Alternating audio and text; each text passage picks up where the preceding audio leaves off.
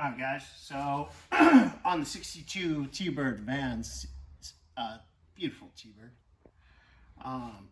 got the axle shafts in. Come on down this way.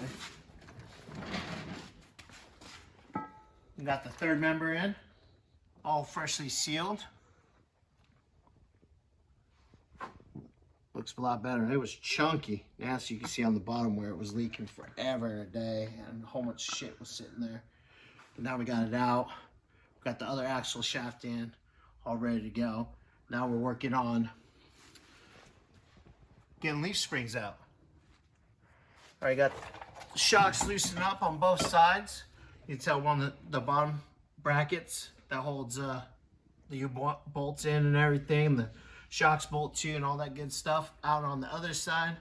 So I'm finishing up this side here, guys, and then working on loosening up the front nuts on both sides. We're gonna loosen up the shackles nuts and then lower the car down, have jack stands holding the axle. So when we lower it and everything, it'll hold that up just enough where we can pull out the pins, slide the springs out, and we'll show you. I know I showed you guys already, but we'll show you anyways. Brand new leaf springs here. I put the front bushings on that one already. I'm gonna do this one in a minute. New shackle with shackle bushings, new nuts, new bolts, everything. So brand new shocks right underneath the toolbox there. You can see it in the frame there. So yeah, we're working on along here. This thing's gonna ride like a dream again.